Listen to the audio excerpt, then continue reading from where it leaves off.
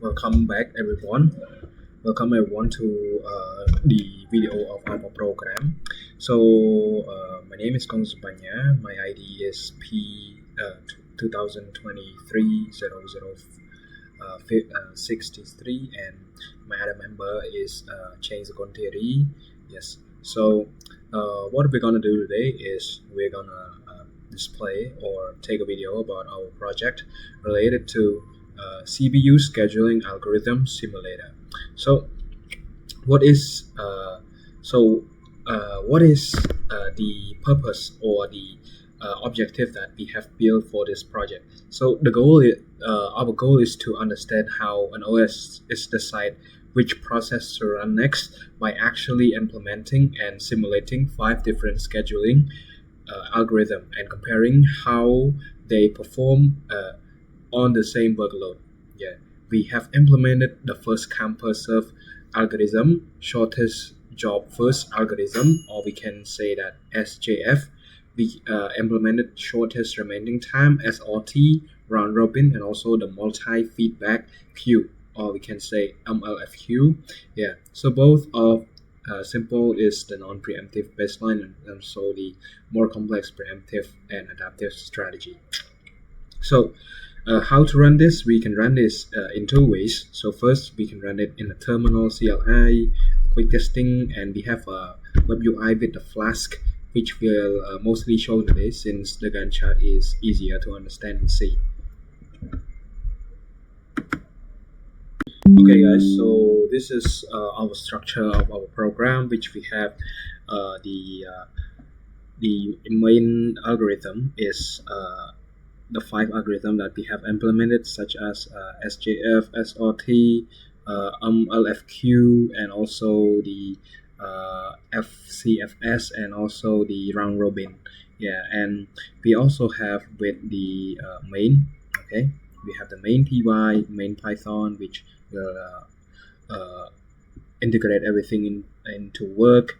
We have the display Python, which will showcase how the calculation will display, and also we have the process Python, which the purpose is to shed the data model of every process in an object, and with the 2 kind of field, the given input and never change. So let's go and see the process of Python first. So here is the logic of it. So as you can see, we have the self, PID, arrival time, burst time, and priority. So this is the initialize of the first one before we input anything. Yeah, and this one is the tracking field, which will be the system that will be tracked after we input our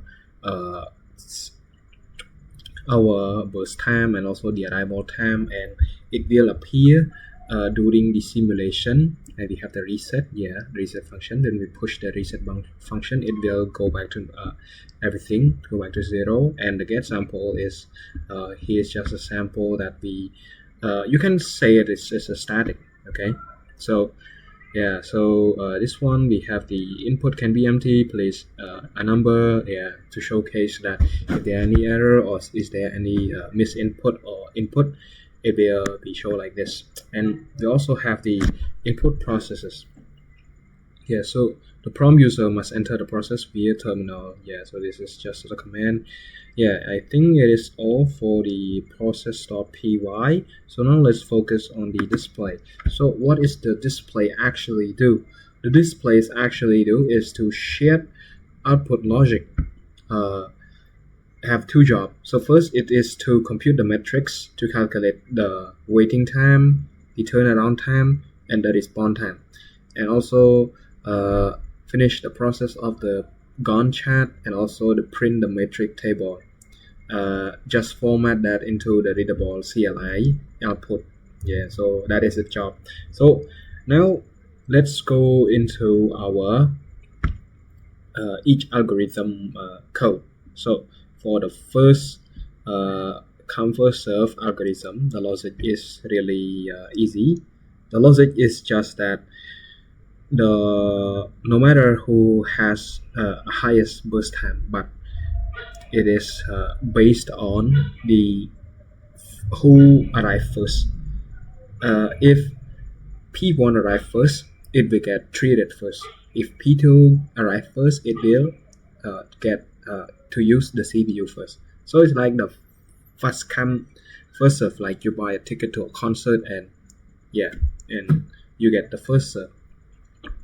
And next, we're going to talk about the RR, okay, round robin. So the logic behind round robin is that each process get each turn to use. For example, it have the quantum time of 2 and the arrival time. It doesn't care like uh, what arrival time that you add. It just cared that they initialize that arrival from 0. It will be start first, and then each uh, each process get a turn. If the process burst time is lower than the quantum time, it will be uh, stacked and then run it at the end of the session after the other process have run their process like into quantum. Yeah, so that the logic of the round robin, and also the SJF, which mean that shortest job first. Yeah, so shortest job is to its meaning is that is which one have the shortest burst time will be the one who ran first. And also the SLT is kind of like SJF, but it is preemptive. For SLT, you need to check whether the you need to check both the arrival time and the burst time. If the for example, like P1 get into the get first, and then the P2 get arrive at the second the second of second the second, and then it will compare if the burst time of the P1 is smaller or bigger than P2. If it is smaller, it will continue to run, but it is larger, the P2 will be the one who running. Yeah, and the process keep going again and again. And for the MLF queue, it's just that it is the mix of everything. So first, the Q0 is consists of the highest priority, round robin 2, medium priority, round robin quantum 4, and the lowest should be first come first serve. Yeah, so in order to run it, you need to run the round robin first, round robin quantum 2, round robin quantum 4, and first come first serve. So it's kind of like the queue that you don't have to wait. In its initial arrival time is always 0. Yeah. So I think that is the end of the explanation of the So the one interface here, we have the operator now. On the left, we have to do more configuration and execute some timeline with the process table and the matrix performance on the right here. And in here we have options you can choose, and you can also load the file here. I'm gonna press the console field with the process in here, and this is the default value, and for the birth time, I'm gonna put it as 5. Yeah, and if I were to add the same process here, it will product is already exists, so we cannot add the same process instead. And for the next arrival time, we put as 1, and the first time of 3 at the process, and for the process here, it automatically implemented, and for the arrival time, we put it as 2, the first time as 8, and the process a lot of times, 3, and this time 6. Just like in the report I do. And here I'm gonna run the simulation here, the execution file, and then choose on the right here. And in here, the game file shows each process executing in the order, no preemption. And the matrix code on the right here update the average waiting time, and the turnaround time in here. And now I can choose the status remaining time here and run the simulation again.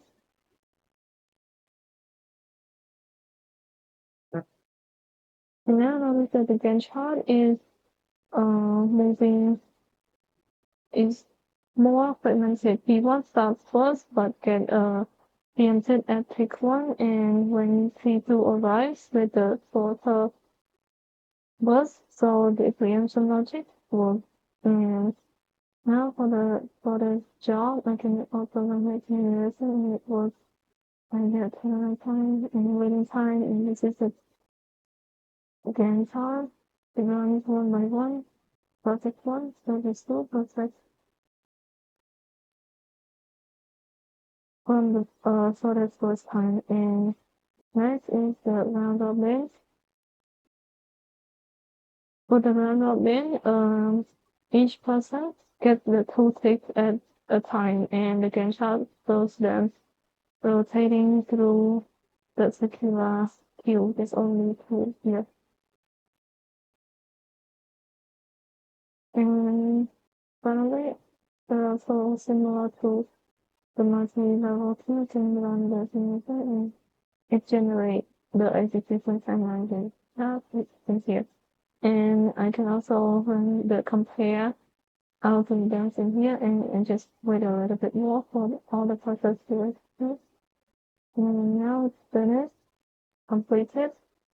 I can compare the algorithm, and you can see that the total remaining time, it is the lowest waiting time and turnaround time for the response time.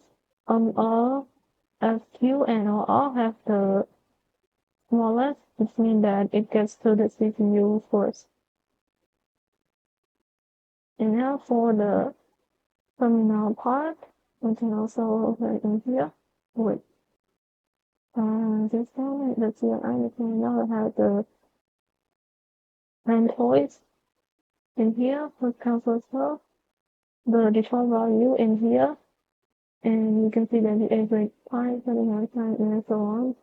Just to continue, I choose the option 2, continue, option 3, and option 4, continue for option 5. On the 6 comparison table, it runs one by one, and then you have the summary table in here. And for the 7, it is to change the input. Change the input and enter the number. For example, 0 is not 1, and process ID, this is what the process was. Let's say 4, arrival time, let's say 5, and those times, 6, inventory, result is the so it's 8. Load from Symmetry, for example, I already have the file in here, and it's stored in here, so just copy and paste the file. You can continue, and then you can also load the JSON file, but it's all you run the version 6. Yeah, updated. Hello teacher, my name is Casey Company. Now I'll walk through the 2 algorithms that I implemented, the round robin and MLSQ. Starting with the round robin,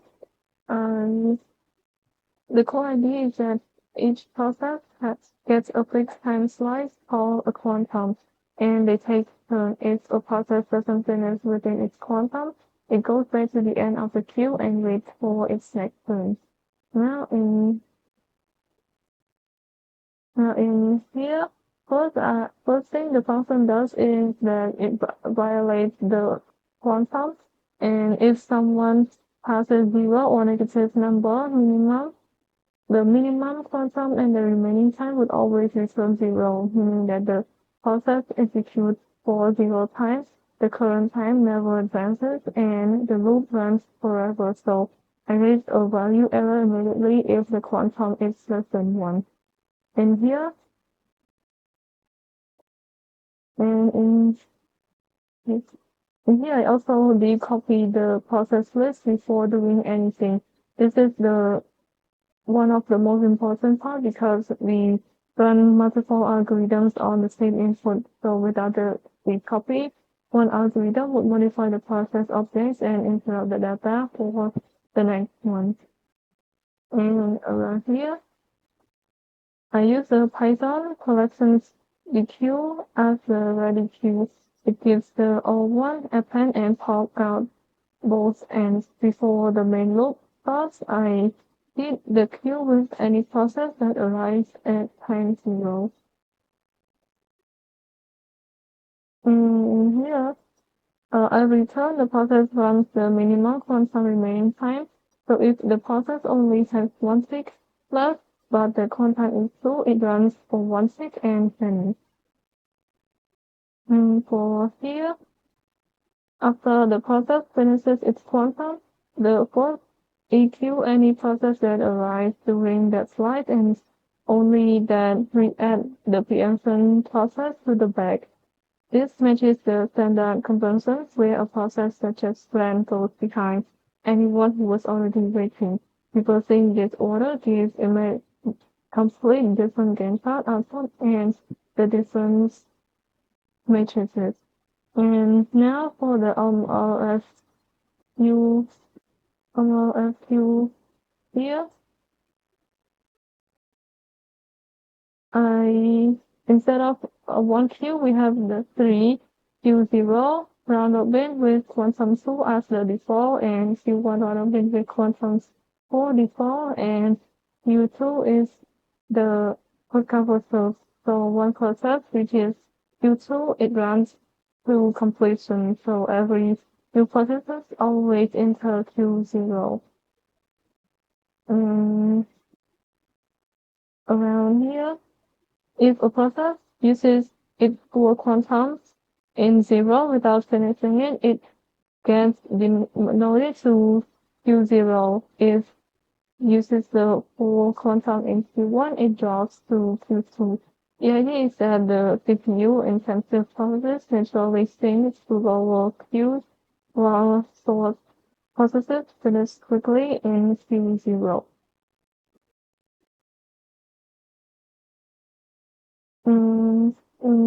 Here I wrap each process in an RFQP process object that adds queue level and the weight scale. This keeps the RFQ specific state completely separated from their processes class, so other algorithms are never affected. Here we apply the aging here, but the motion alone causes the starvation, so a process stuck in Q2 might never run if the Q0 and Q1 are never busy. So I implemented aging. Any process that waiting 10 or more ticks in Q1 and Q0 will get promoted 1 level up. Here, the apply agent function works by snap sorting both queues into eligible by level first before moving anything. This means that the process in Q2 that has waited for long enough moves to Q1 and stays there until the next aging check runs at lowest level of the promotion per tick. Here, same as the round robin, also violates both Q0 and Q1 on the entry. A zero quantum in a Q is even more dangerous because the loop has multiple queues and an infinite is much harder to debug. And now I'm gonna go through main a little bit more. So in here, when we look at the main, this is where the flag connects to the web interface. to the algorithm files. And in here, the API run, route, receive, or post requests from the browser containing the process with the selected algorithm and the quantum values. It converts the incoming JSON into the process object or the responding algorithm functions.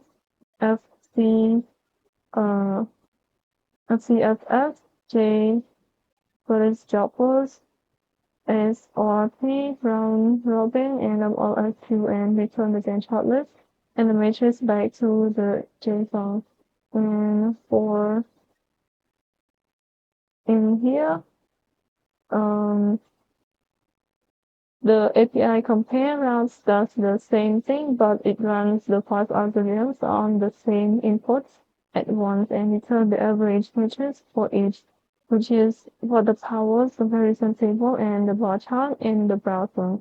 And all the algorithms now modules imported at the top of CSS mod and so on, and the web interface temporarily implemented any scheduling logic. It's just called these same functions in the terminal still unused. And now I'm gonna go through the web interface here. We have the three panels. On the left, we have scheduler configuration and execution timeline with the process table and the matrix performance on the right here. And in here we have options you can choose, and you can also load the file now. I'm gonna press the comfort zone with the process in here, and this is the default value. And for the birth time, I'm gonna put it as 5. Here, and if I were to add the same process here, in the product is already exists, so we cannot add the same process instead. And for the next arrival time, we put as 1, and the first time of 3 at the process, and for the processing, it automatically implemented, and for the arrival time, we put it as 2, the first time as 8, and the process, a lot of times, 3, and this time, 6. Just like in the report I do. And here I'm gonna run the simulation here, the execution file, and then which is on the right here. And in here, the Gantt chart shows each process executing in a level order, no preemption. And the matrix code on the right here update the average waiting time and the turnaround time in here. And now I can choose the status remaining time here and run the simulation again.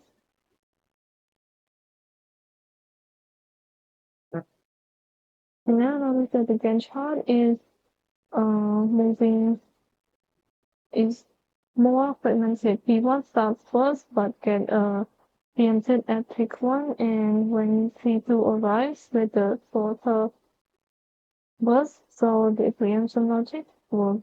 And now for the job, I can also run my simulation, and it works.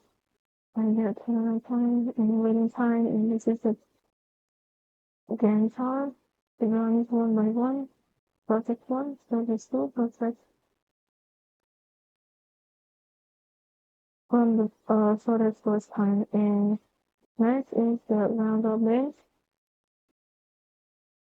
For the round robin, each person gets the 2 ticks at a time, and the Gantt chart shows them rotating through the circular queue. There's only 2 here.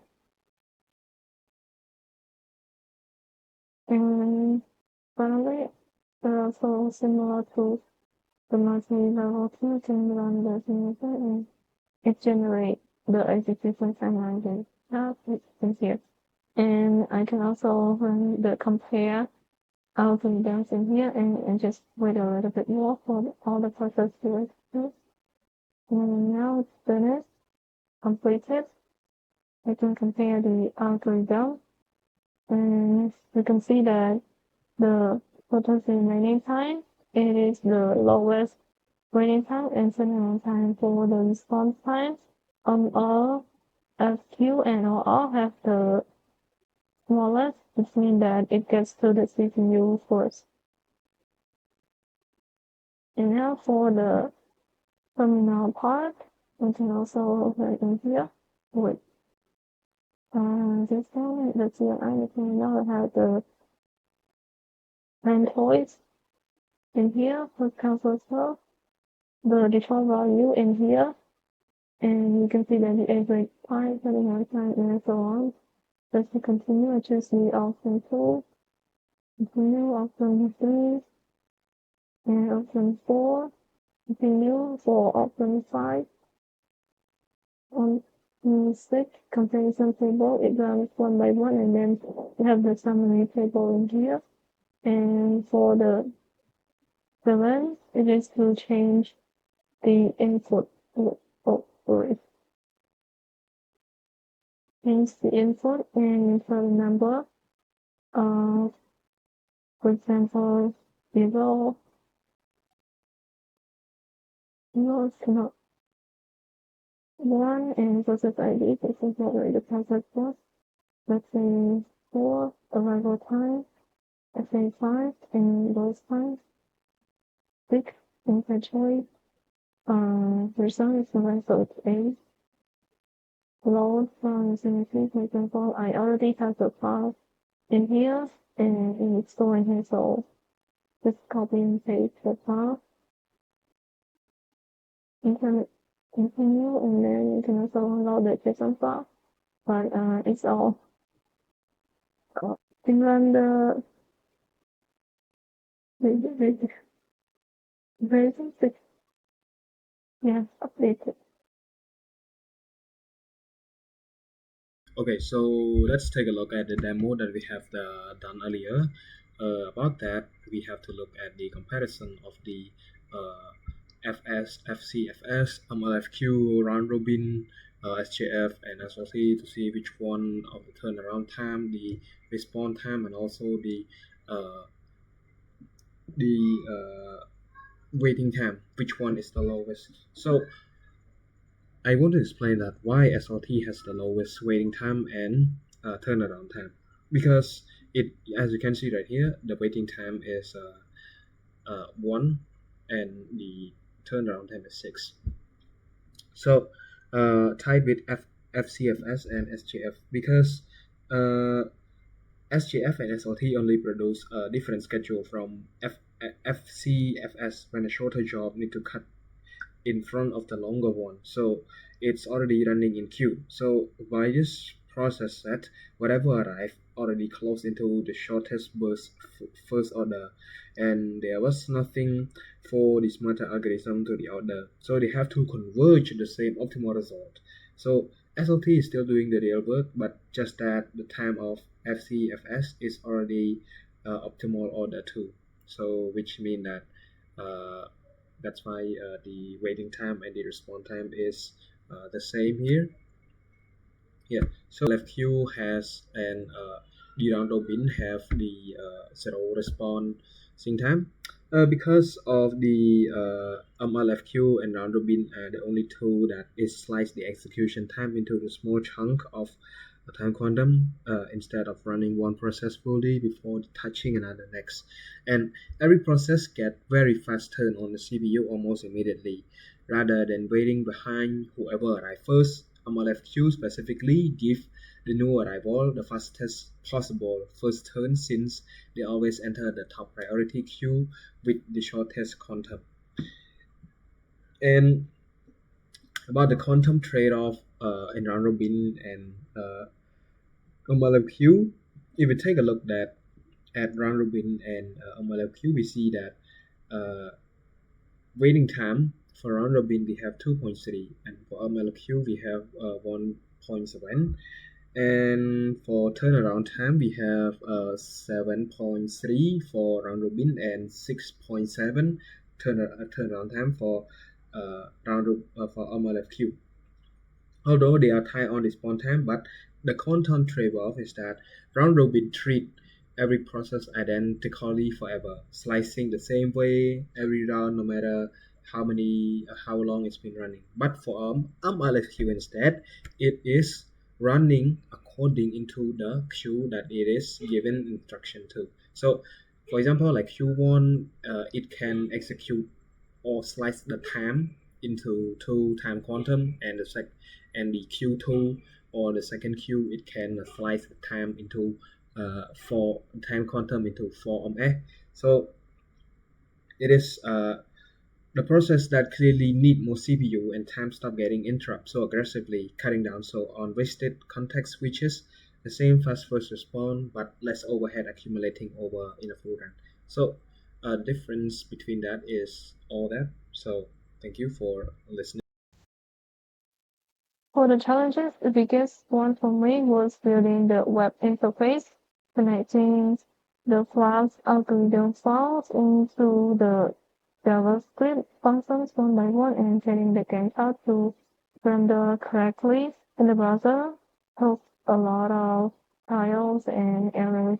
Another challenge was the LFQ and aging logic, making sure that the process only moves up one queue level per tick and tools. Overall, this project helped me to understand that each algorithm has its own disadvantage and there's no single best one. It depends on what the system is made. And for example, SRT is best for minimizing the time quantum, and while the FLFQ is based on the response time and handling the time workload. Thank you.